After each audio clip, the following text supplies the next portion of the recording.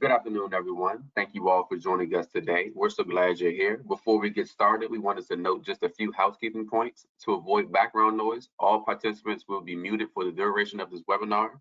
We will be addressing questions at the end of the webinar. If you have any questions as the webinar continues, please enter them into the questions box, which is located on the right-hand side of your screen if viewing from a computer, or at the bottom of your screen if viewing from a phone. If you have any comments or concerns during the webinar, please also enter these into the questions box. We will review and address any immediate needs as they occur. A recording of this webinar will be emailed to each registrant tomorrow. The recording will also be available on our website at www.namimd.org for any individuals that were unable to register. After the webinar today, you will be asked to complete a short survey on the aspects of this webinar that you felt were helpful, could be improved, and what you would like to see in future webinars. We plan to continue hosting educational webinars, and we ask that you please fill out this survey to let us know how NAMI Maryland can best support you during this time. I'll now hand it over to our moderator. Hello, I'm Linda Weinberg, a board member with NAMI Maryland, and I'm your moderator today. We're pleased you've joined us for this very important topic. NAMI Maryland supports all of you in the hard work you do, and we want you to benefit from your time with us this afternoon. Today we are hosting Lieutenant Steve Thomas and Corporal Tim Betz. They will discuss how frontline professionals face many challenges in their day-to-day work life, from the pressure of protecting and caring for others to working long shifts. Healthcare and public safety are stressful fields of work, as you all know. The effects of chronic stress, cumulative trauma, and shift work can feel overwhelming and take a toll on your mental wellness. If you are struggling, you're not alone. CEUs are not being provided for today's webinar, but a certificate attendance will be sent to each registered participant tomorrow afternoon. And now let me welcome Lieutenant Stephen Thomas. He has a BA from UMBC in political science and sociology, and an MA from the University of Baltimore in legal and ethical studies. He started as a patrolman with the Anne Arundel County Police in 1996, where he remained in patrol until he became the CIT and peer support coordinator in 2016. In 2020, the Anne Arundel County CIT unit was named CIT International CIT Unit of the Year. He is the Anne Arundel County ICISF, or International Critical Incident Stress Foundation, CISM, Critical Incident Stress Management Team Coordinator. Further, he is an ICISF approved instructor, and in the spring of 2019 received the ICISF Pioneering Spirit Award at their World Congress. He is a youth and adult mental health first aid instructor, and at the 2018 Mental Health First Aid Summit in Washington, D.C. was named a top 100 instructor. In 2019, he was awarded the PARI Police Assisted Addiction Recovery Initiative Leadership Award for his role in developing and implementing Anne Arundel County's Safe Station program. And we also have with us Corporal Tim Betz, who is a police officer with Anne Arundel County Police in Maryland with 11 years experience and is currently assigned to their wellness unit. Corporal Betz received a bachelor's degree in conflict resolution from Salisbury University, is a mental health first aid instructor, and holds certifications in critical incident stress management, crisis intervention, and is a certified exercise personal trainer. He is passionate about helping officers and civilians achieve their wellness goals.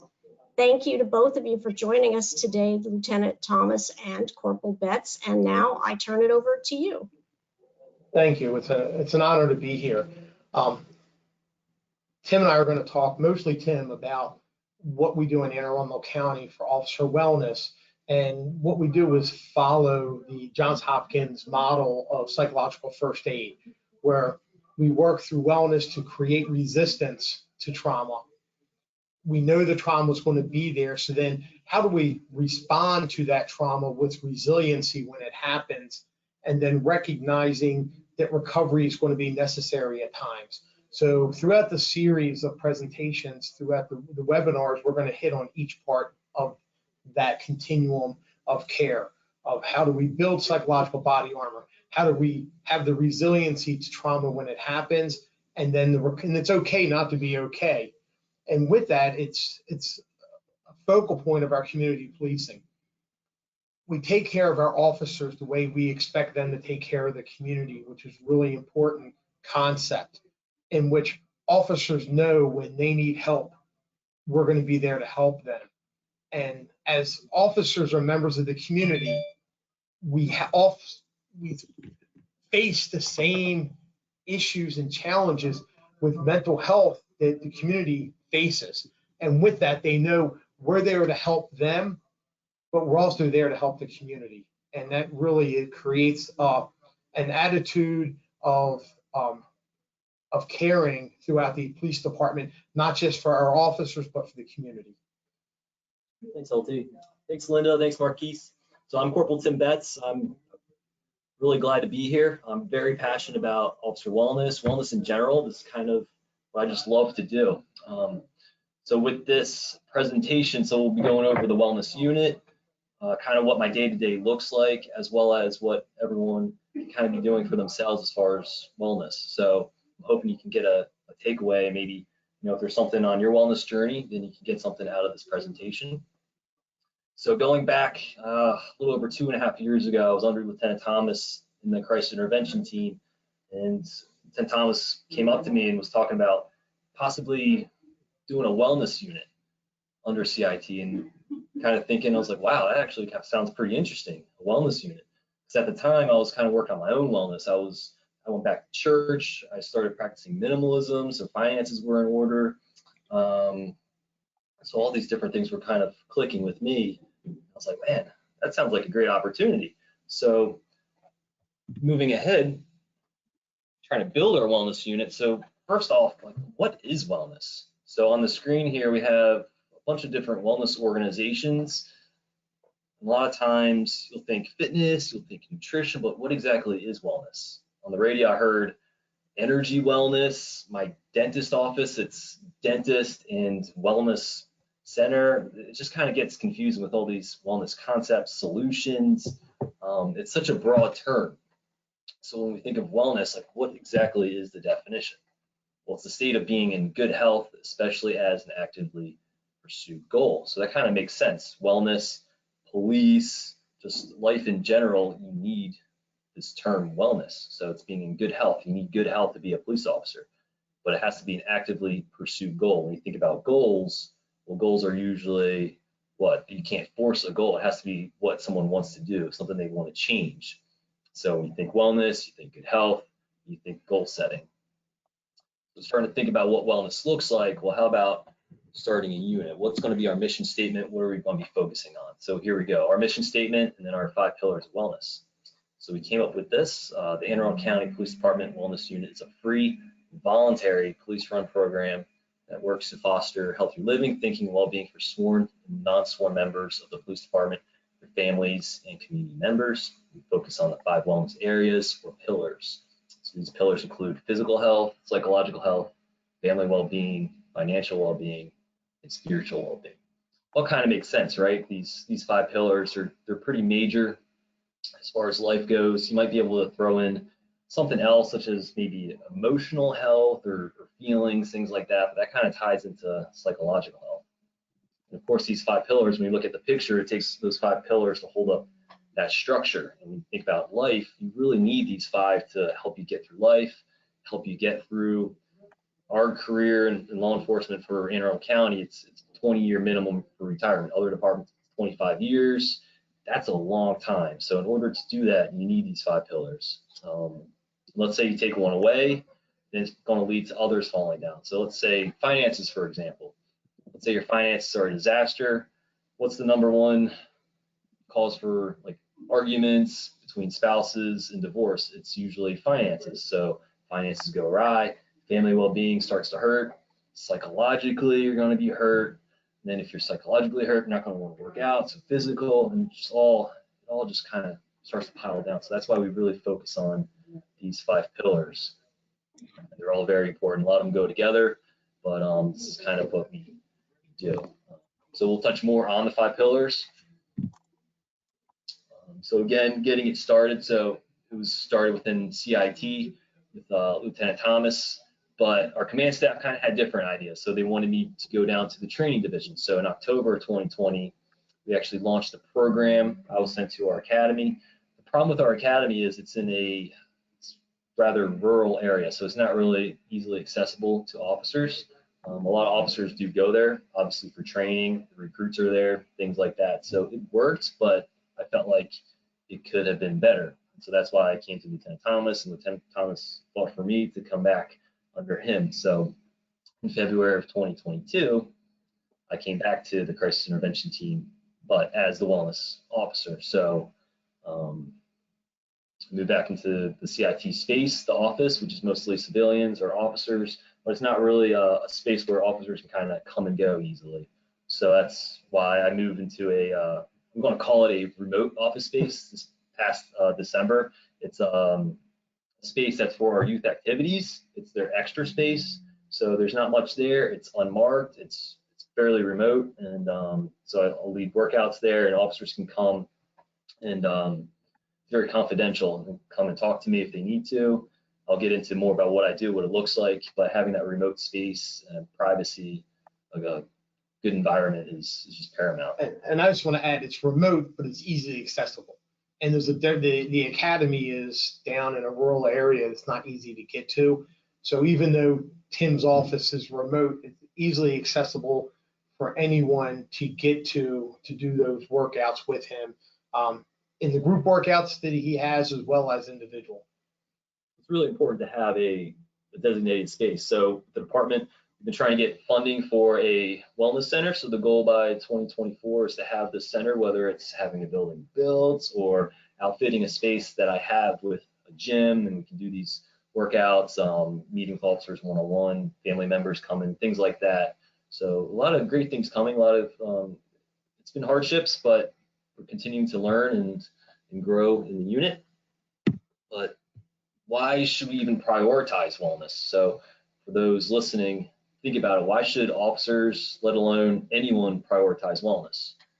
So with officers, of course, there's stressors from the job, exposed to tragedies, like all these different things come to mind pretty quickly. So exposed to tragedies in the pictures, we have the Betz shooting where 5 people were killed, and another homicide, and people get displaced.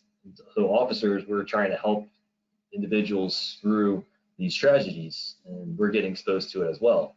So that just comes with stress.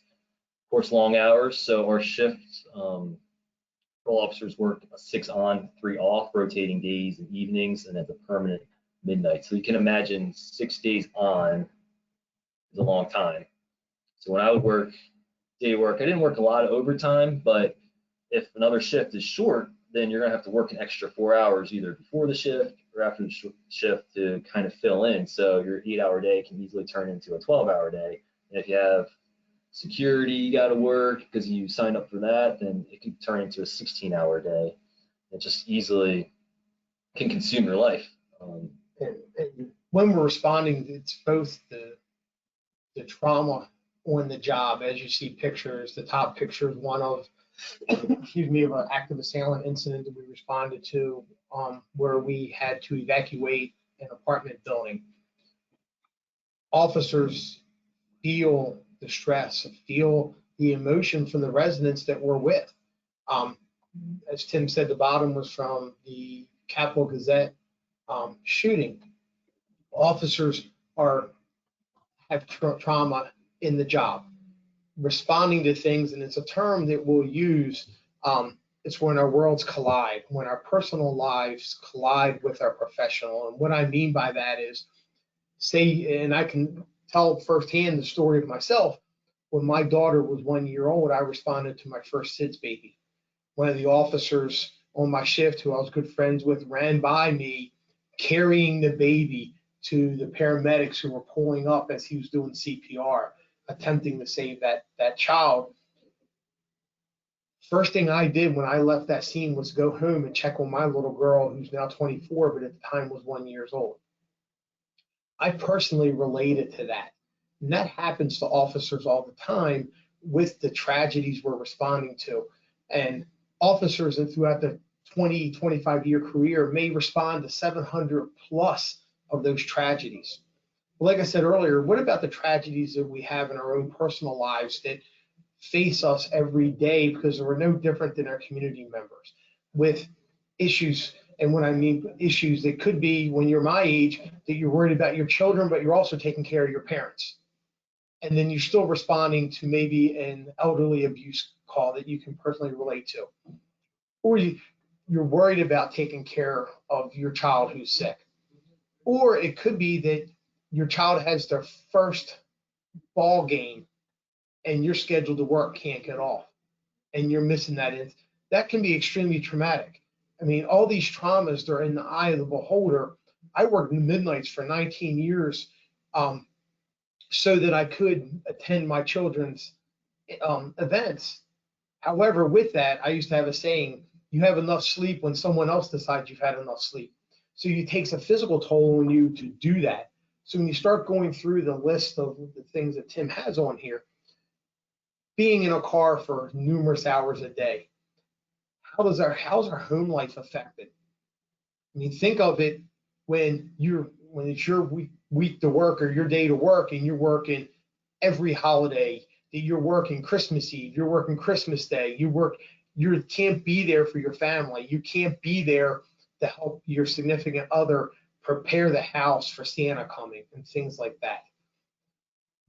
It's a tough situation. So that's why we try to build that psychological body armor up front and focus on those 5 pillars that we're going to get in more detail with. Yeah, so sometimes officers will do it to themselves about signing up for overtime. I can think of a few officers that they sign up for overtime on Thanksgiving night, work some overtime, but it pays for Christmas gifts. Hey, I'm not going to say that's not the right thing to do, but if your family would rather you be there for Thanksgiving, like, do that, talk to them about that. Like, what do they want you to do? It's not all about you all the time, right? You need to make decisions with your family and involve them. So that goes with anybody. Some of us on here might work these weird hours, long shifts, picking up overtime because you have to pay the bills. Like, I get it. Life is hard and there's lots of expenses. It's just we need to communicate with our family members and just kind of be on the same page about that. Again, with shifting schedules, we go into constantly needing to be vigilant. So what do most officers do in order to be more vigilant? Well, the younger crowd, it's energy drinks. Energy drinks has been, I wouldn't say a problem, but each energy drink, if you think about it, there's 250 milligrams of caffeine. There's about 80 milligrams per cup of coffee. So if you think about one energy drink, that's a lot of caffeine. There's usually more than one.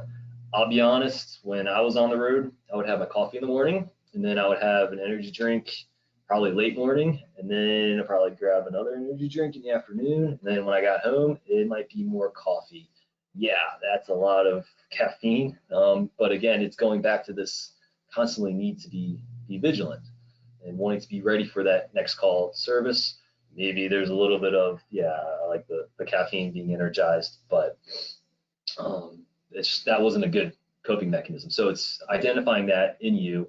I knew that. I don't drink energy drinks anymore, but and also it's a sedentary work environment for the most part. It might be whether you're a detective, you're at your desk, patrolman, maybe you don't have a lot going on that day, that night, and you're in your car a lot. So having all this caffeine honestly has a negative effect on your heart because it is a primarily sedentary work lifestyle.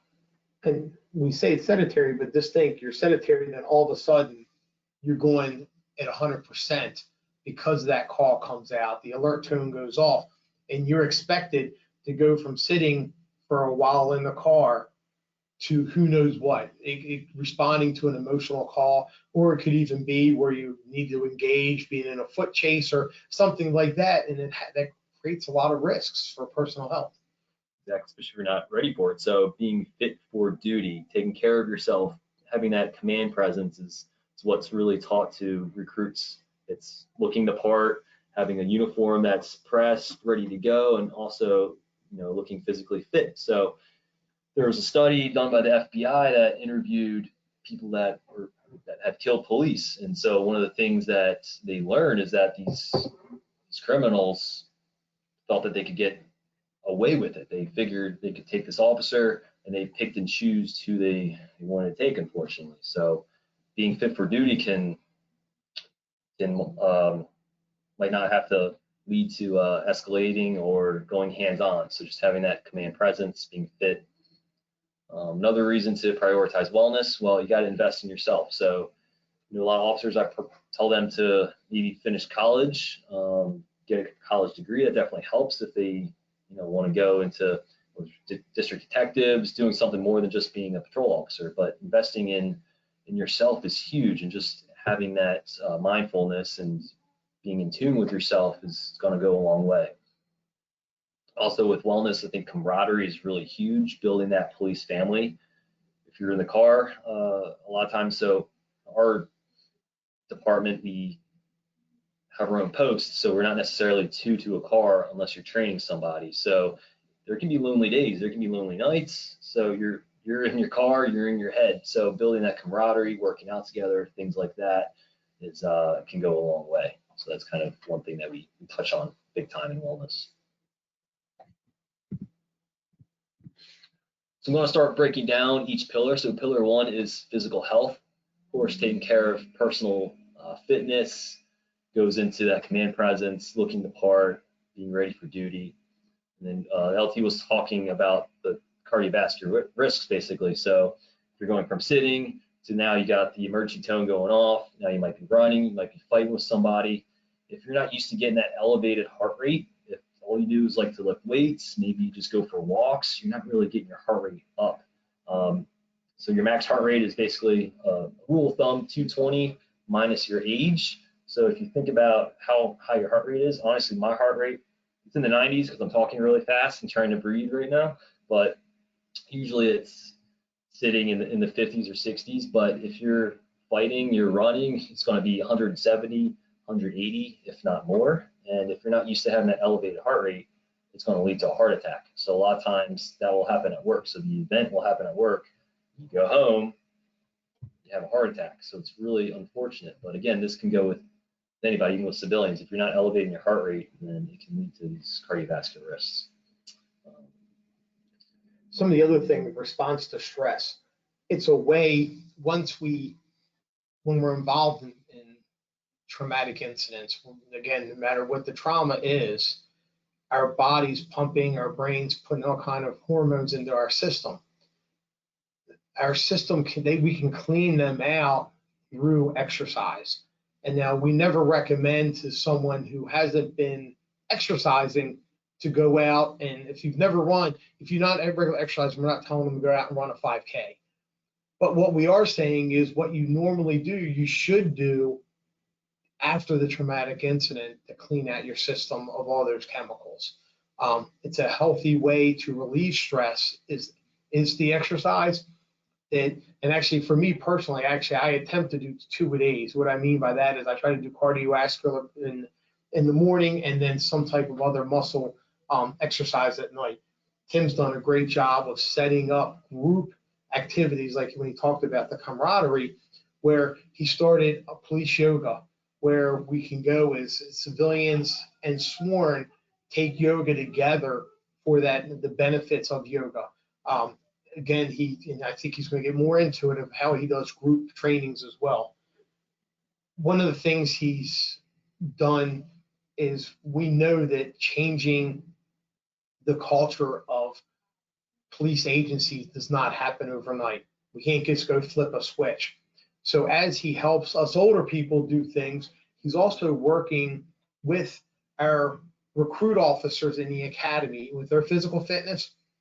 He's even gone a step further than that in the fact that he is helping our explorers, those teenagers that are looking in the future to sit and normalize physical health with them.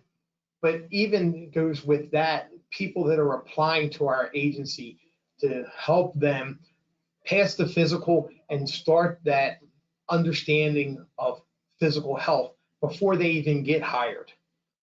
Yes, some of the pictures on here have on the top left, the group ruck. So a ruck is basically hiking with a weighted backpack.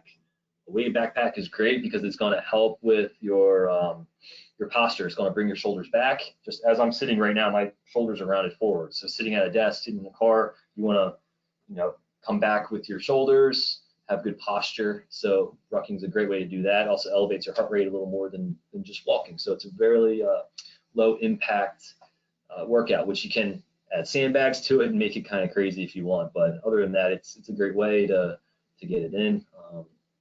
Yeah, top right, I have some officers working out, kind of doing their own thing. Just being in the gym together is great for camaraderie. The bottom, middle, some applicants. So they're the civilians that are training. One of them in the picture actually just got picked up by another police department. It's unfortunate to lose her, but it's great knowing that it kind of helped equip someone and get ready for a different academy. But that's the big thing. So since I am a personal trainer, I tailor everything to the person I'm working out with. So whether they've never run before, I'm not going to make them do anything. I never look up a workout and say, we're going to do this. Everything is tailored and custom. And I never make it too hard and always modify stuff. So anybody can do it. Let's see, jumping in, yearly physicals. So I definitely preach this to the officers. A lot of us don't like getting our blood drawn. I get it, but what can that detect? You can detect if your organs are working properly or not. It can detect disease, and it's just a great thing to do. It's better to know you have something, early detection, than to go through life not knowing anything. So yeah, if you're struggling going out and doing that, definitely work through it. Get that blood test. I know I'm due for one. The nutrition. So we are what we repeatedly eat. Healthy eating is not an act, but a habit. So nutrition, I've meeting with officers, talking with them. I've unfortunately learned that a lot of, or at least have been better at detecting eating disorders. I don't call them out, but it's all about just listening to them and helping encourage them to have the proper nutrition, making sure that they're getting the nutrients they need, healthy eating. A lot of people are into fasting and cutting out meals and things like that. We could have a whole presentation just on nutrition, not going to get into it, but just making sure you're getting the proper nutrients is huge.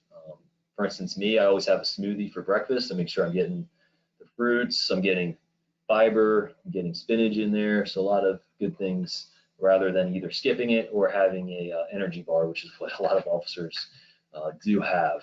But not trying to knock them, always just trying to encourage proper nutrition, proper health, and it goes a long way. Because officers in patrol, it isn't always easy. A lot of times eating is twofold. It is social, but you're going to places where the food probably isn't the healthiest. That if it's once in a while is one thing, but when it becomes an everyday routine, it can take a long-term effect. Moving on to pillar 2. Yeah, so I'm trying to be cautious with time. I don't want to rush through this. This is a lot of important information. This class could be, like I said, I can break this up into multiple classes. I do teach a nutrition class. But pillar 2, psychological health. So mental health can be just as important as physical health, and major depression is one of the most commonly diagnosed mental illnesses. So depression and anxiety, 2 of the most common mental illnesses, definitely go into police work.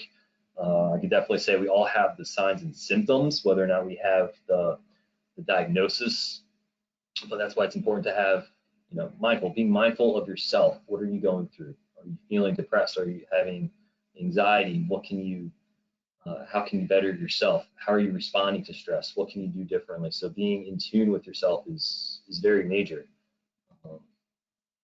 I'll see if you want to touch on critical. Absolutely. So we're going to actually the next webinar in February, we're going to talk a lot about what is our response to trauma.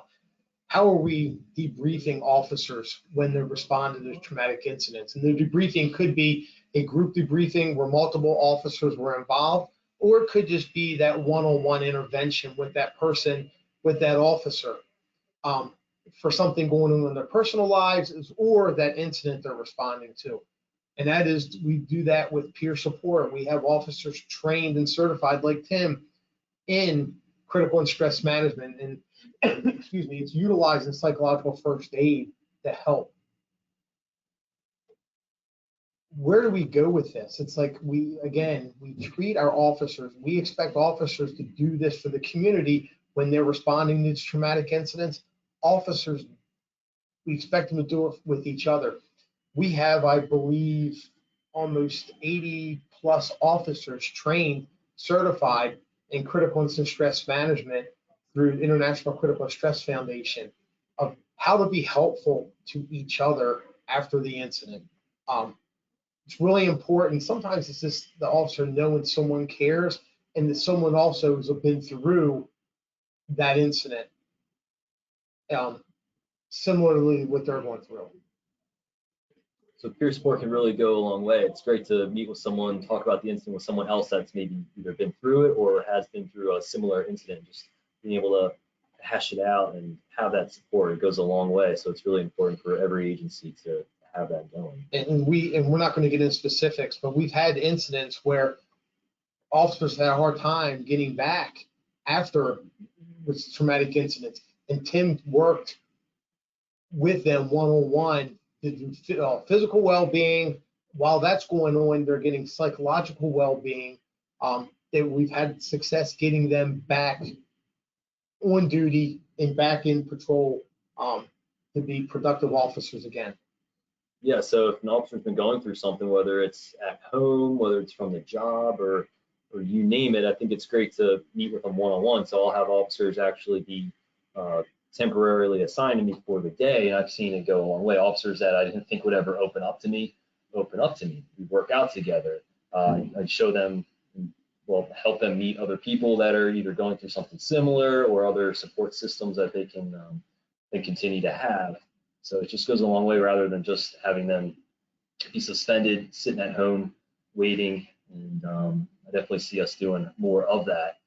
Training goes a long way with psychological health. A lot of anxiety comes from not feeling properly trained, whether it's maybe you don't feel comfortable going hands-on. Well, maybe you need some self-defense classes. Maybe you need to do a little bit more of that. Maybe you don't feel confident shooting, so you need to do some more tactics with that. We have a great virtual simulator at the academy, and so that goes a long way. And when officers are kind of feeling maybe some shortcomings there, then they take them in at the academy, which is great. Resilience, just building up from other incidents and getting better and better at coping with it, but you have to be able to cope with them healthfully, right, in order to move on to the next one, be able to get through that properly. Peer support, wellness one-on-ones, they all can help out, right, but at some point you might need professional help. It goes way beyond my knowledge, beyond LT's knowledge, and that's acceptable. So again, mentioned earlier, is it's okay to not be okay, and you got to be able to reach out for help. And I'm proud of us as a department recognizes that, and we have a culture with numerous officers and that's part of the recovery of that Hopkins continuum of care, and that it's okay not to be okay, and it's okay to go see someone to talk to, and it's become part of our culture as an agency for people to go and get professional help. Absolutely. It's all about creating this environment, and I think we're going a long way in really providing it. Pillar 3, family well-being, we touched on it earlier. It's really important, that transition from work to home.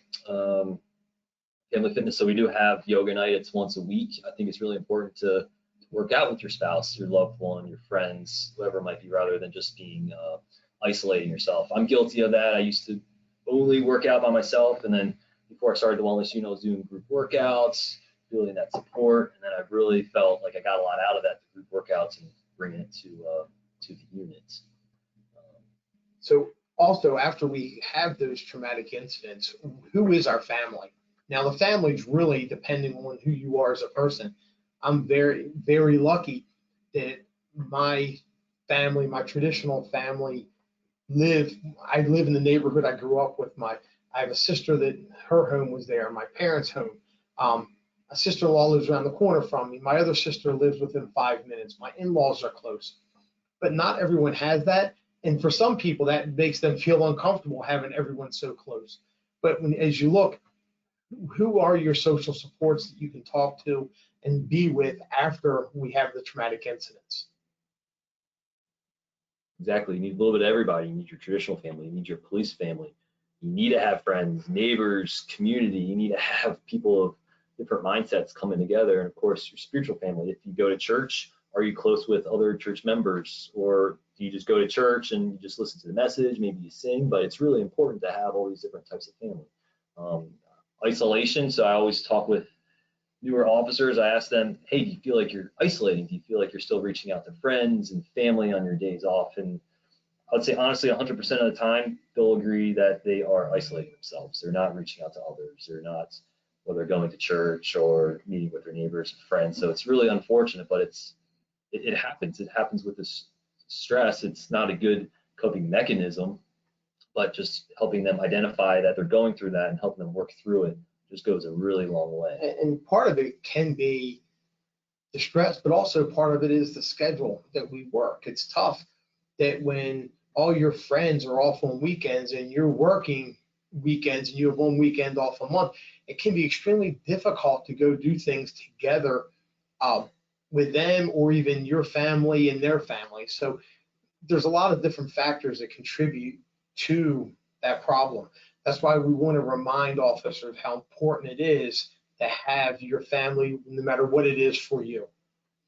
That's a really good point, LT. So when I started in the crisis intervention team, I agreed to work weekends. So I would work Wednesday through Sunday. It would be Wednesday, Thursday, Friday evenings, so 3 to 11, then 8 to 4 or 7 to 3 Saturday and Sunday. I would be off Monday and Tuesday to be home with my son, who was a newborn.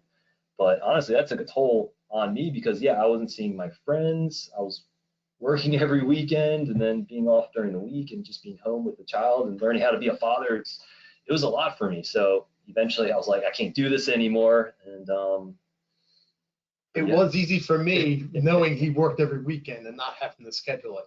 So what was tough for him made my life a lot easier. But no, it's tough for all officers and everyone when you're not there at around the same time, just that you can reconnect with your social supports and your family. Exactly. Call it a clan, call it a network, call it a tribe, call it a family, whatever you call it, whoever you are, you need one. Pillar 4, I love talking about finances. I know this makes a lot of people uncomfortable, especially when you're talking about it with your spouse, but money, like emotions, is something you must control to keep your life on the right track. So as I mentioned in the beginning, hey, my example, if you don't have your finances together, it can lead to all kinds of mess. So here's a bunch of questions I want you to ask yourself. Are you financially stable? Are you living within your means? And for officers, we always ask, can you live off of your base salary? Because officers work a lot of overtime, whether we want to or not. So that really goes into what we can afford, right? So what if you can't work secondary overtime? What if you get hurt? What if you're under investigation, you're suspended? Are you saving enough for retirement? Do you have an emergency fund? Do you have a budget? So with the emergency fund, it should be 3 to 6 months of your salary, but there's a lot of things that might be unexpected, right? So I still can't believe this actually happened. It was two years ago, right before Christmas. I was sitting in service, our yearly training. It was an evening time. My wife calls me and she says, babe, I think I just got scammed. I was like, what do you mean you think you just got scammed? She was like, well, someone called me and they said they needed to buy 2 gift cards and put $2,500 on each gift card. And then she gave them the gift card money. I was like, whoa, whoa, whoa. So I was sitting in training. I was like, wow, hold on, back up. Yes, that's a scam. I was like, did you actually do this? She was like, yeah, I'm just leaving the grocery store now. And I already gave them the information. I was like, whoa, hold on. But to back up, right before it, my wife's grandmother had just died. She was dealing with the grief and the loss and the trauma of that. So she just wasn't thinking clearly. But yeah, there went a couple $1,000s right before Christmas.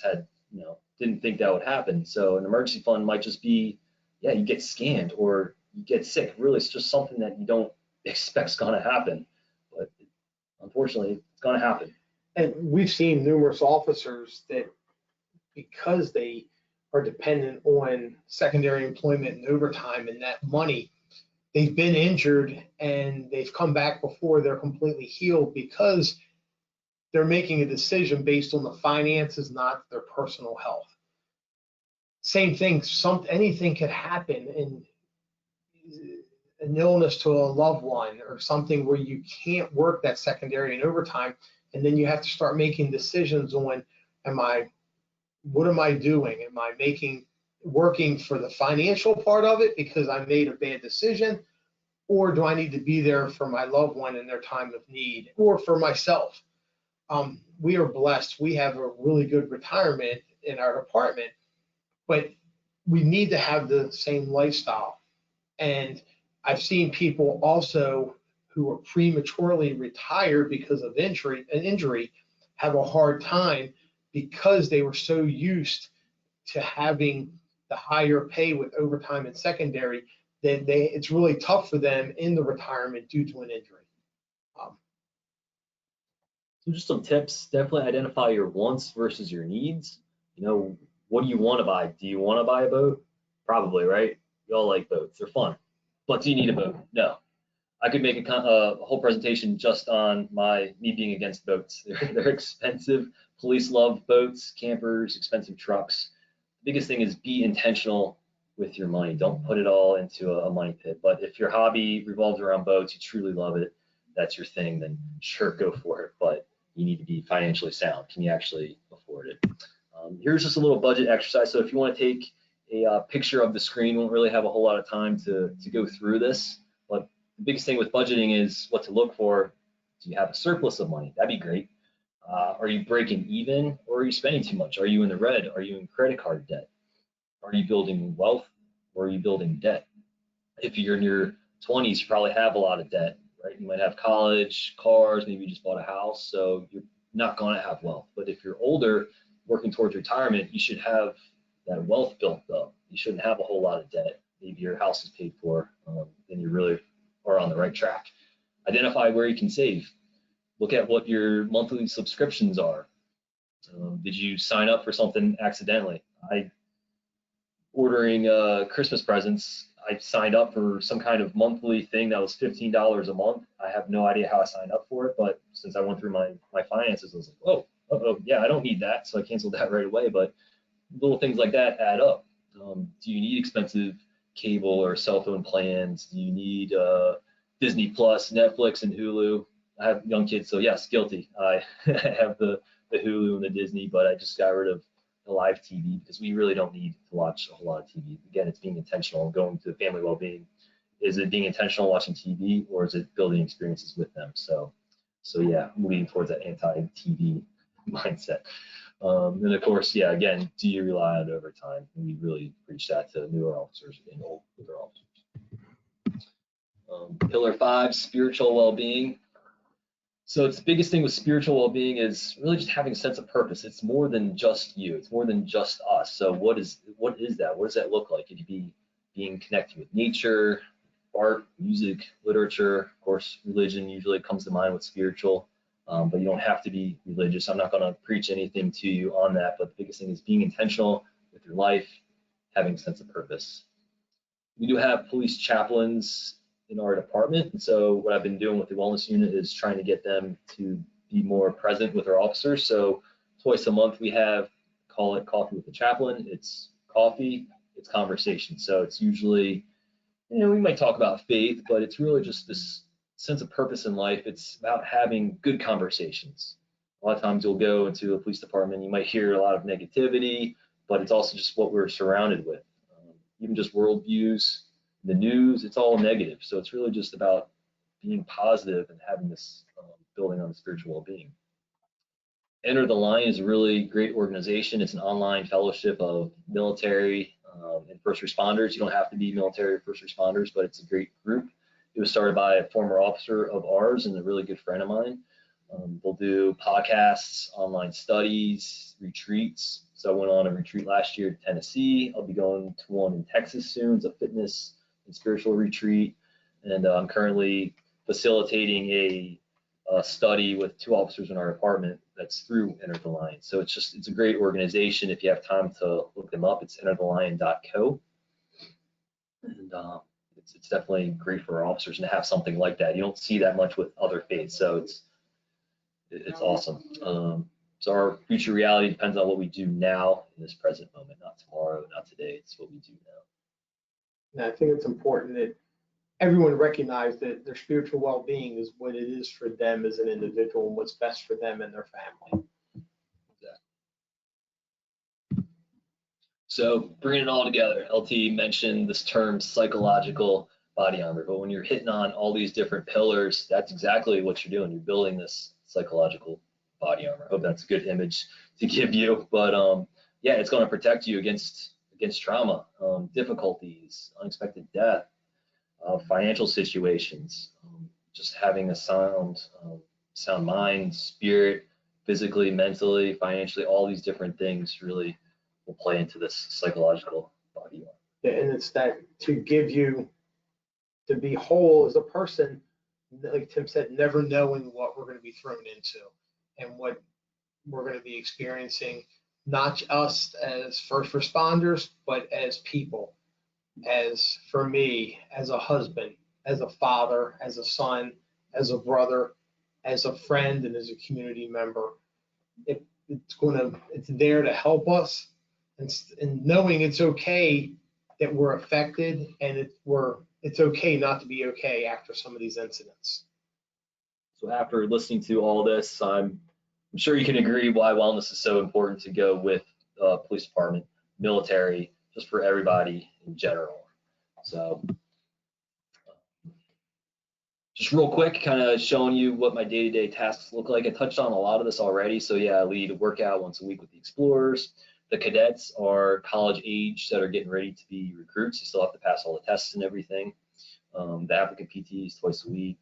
Usually I'm with the recruits. I even do a lunchtime workout for some of our civilians twice a week. They really like that. I hold open gyms, which is really just an opportunity for people to come and either meet up with other officers or to work with me one-on-one.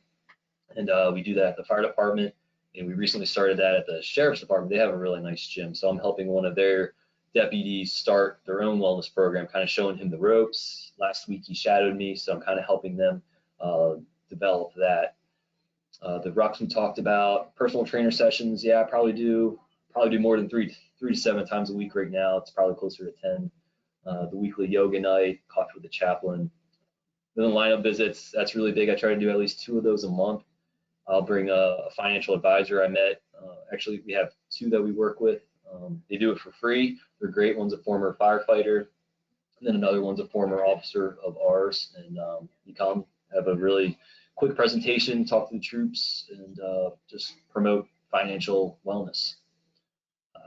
Some other things I do, obviously meeting with officers, retirees, people one-on-one, teaching classes, nutrition, mental health, first aid, classes like this. And I do a lot of networking with community members, businesses, and outside jurisdictions, just kind of building that support for officers. And whenever they need something, I can kind of steer them in the right direction. I'll do a newsletter. I have a website that has workouts and nutritional information, things like that.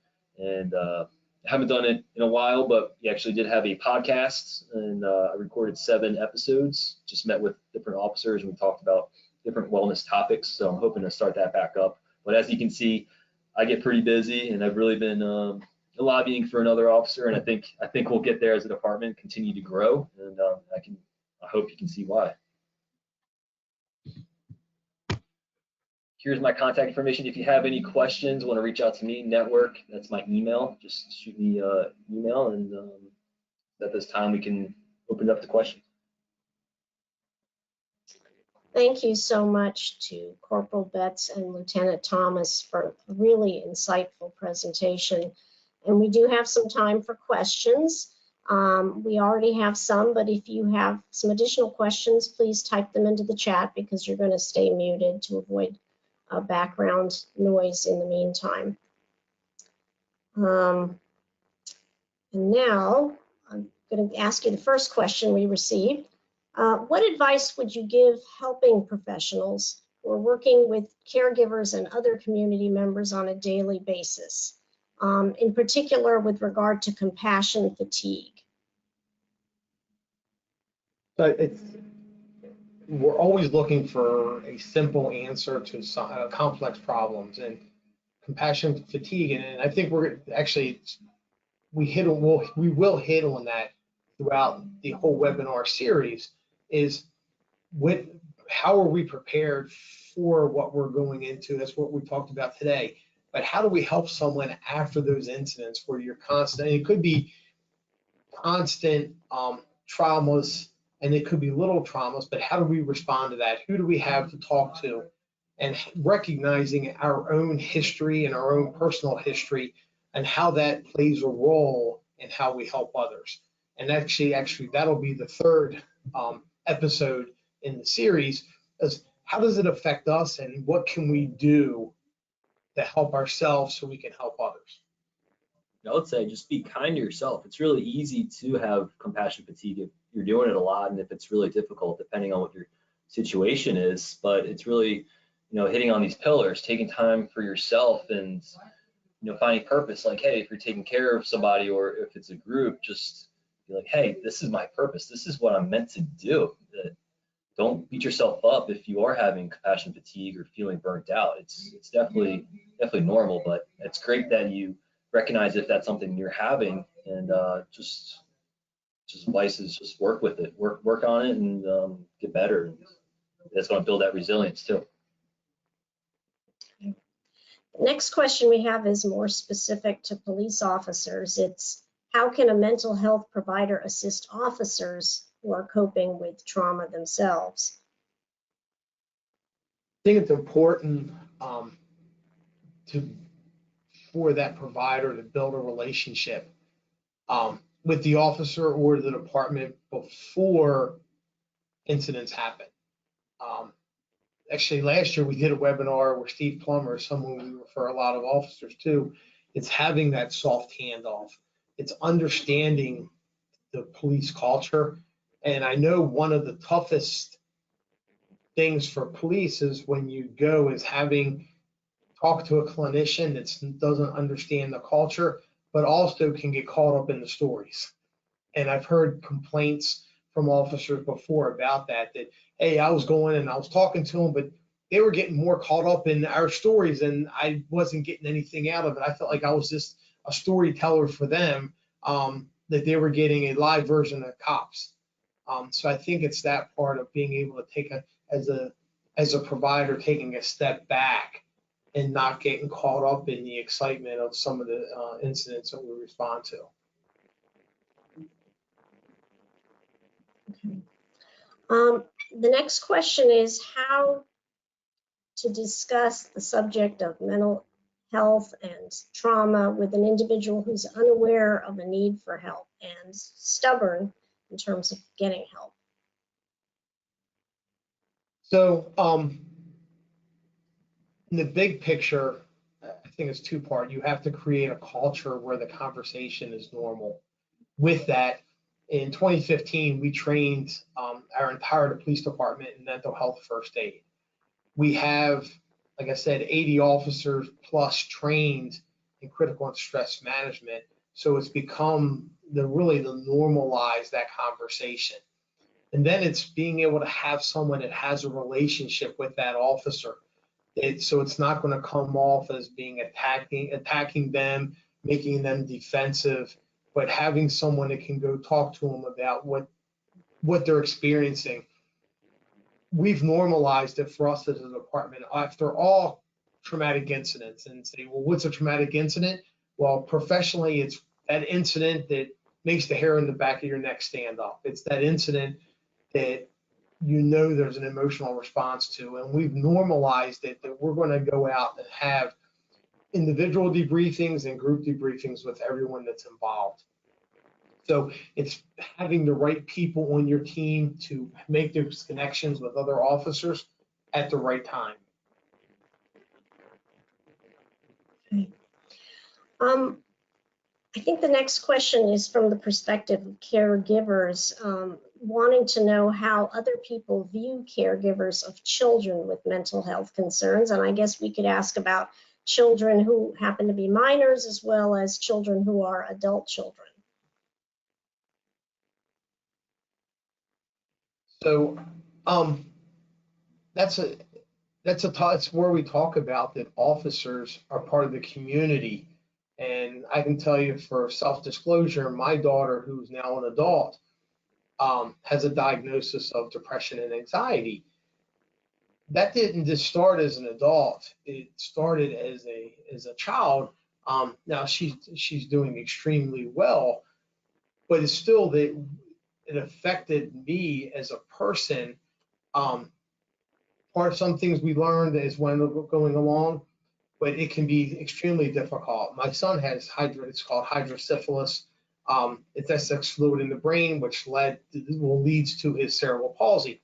Again, he's doing very well. He's getting ready to graduate from college. But we all, as people, it's not just we're caregivers to our family, caregivers to the community as first responders, but we again have the same issues. So that's why as a department, we really normalize it to say, we recognize that as a person, you're going to have challenges in your home life, but how can we be helpful to that? How can we be helpful for you as a family member? So there are times that we've worked with officers where I've emergency petitioned officers' children. We've taken officers' children to substance abuse treatment. We've taken officers to substance abuse treatment where we let them know that we are here to be helpful in their time of need and to eliminate the stigma and the shame so that they can thrive as caregivers themselves to the community and to their families. Okay. I think we have time for a couple more questions. This question may be from someone who is a counselor themselves. They ask if you have a list of vetted counselors who work with public safety, and perhaps that person is interested in working with public safety. Yeah, so actually if they are, we do have a list of people that we have referred to and have gotten good results from our officers. But if you want to send information to Tim at his email, we will gladly welcome more because there is a shortage. And at times it can be very difficult to get people appointments in a timely manner. Okay. All right, let's see, a couple more perhaps. How do you get the higher ups to buy in for wellness? It just seems that we get pushback about time and money.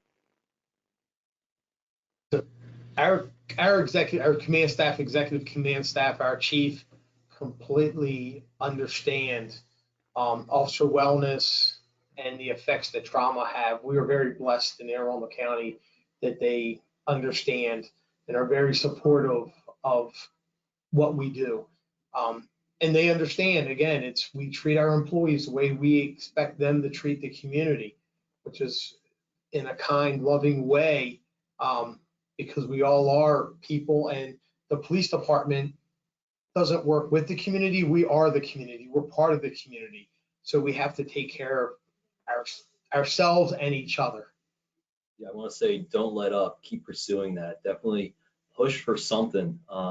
Maybe write up what it might look like. What would you want to bring to your wellness unit, to your department, whether it's workouts, whether it's a personal trainer. Just show them something, because honestly, when I launched, I didn't have a budget. Came up with an idea, wrote up some possible operating procedures, but I didn't have a budget. Didn't even know what it would totally look like. It's just a bunch of ideas. And at first, we were told no. The answer was no. They didn't want to start a wellness unit, and I was like, LT, we gotta do something. We were told that the police academy was working on it, and that they had sent someone to specialized training, that they were working on it. And I was like, can we at least like get a meeting? Maybe we can do something together. Maybe we can do our own things. And then that led to me doing a quick presentation for that person who was working on that at the academy, as well as for our command staff. And since I wasn't asking for money, I feel like they couldn't say no. But I think if you want to go a fitness route, then you need someone that is personal trainer certified. You have to have someone that has the knowledge so you can avoid that liability, because that is a big thing that the police department is worried about, is getting hurt while working out. However, that's going to save money in the long run, because people aren't going to get hurt, but you got to know what you're doing. If you're CrossFit certified, it's probably not going to be the best. I work with high schoolers to college to the recruits to people that are in their 60s. So it's a huge range, and you can't just say, all right, you're going to do CrossFit and this is the workout of the day. No, you have to be able to tailor it. So just continue to pursue it and make connections. Just don't let up if you're told no. And our command staff appreciates the success of people that officers that we've helped. Let the command staff know that how appreciative they are of the help they received. I don't know if we have time for any more questions. Marquise? We can go ahead and wrap it up. Any unanswered questions I could send to Tim and Steve and see if they can answer, and we'll send an answer back to the attendee.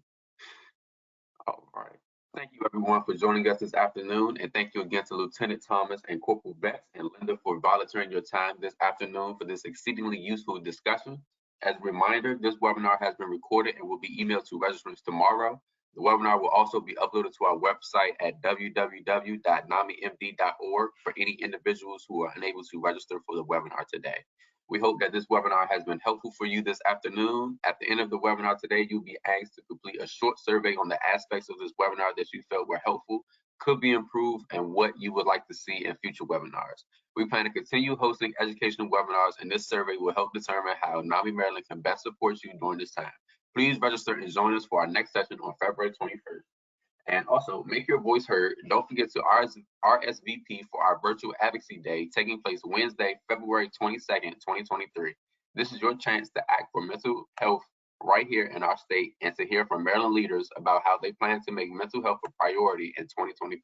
Remember, advocates like you allow us to lead rigorous and successful year-long policy and advocacy efforts, and we welcome your involvement. You can register now at the link in the chat. We wish you all a safe and healthy rest of your week, and please do not hesitate to reach out to us through our website or by phone at 410-884-8691 should you need additional resources or support. Have a great rest of your day. Thanks, Linda. Thanks, Tim and Steve. No worries. Thank you. All right.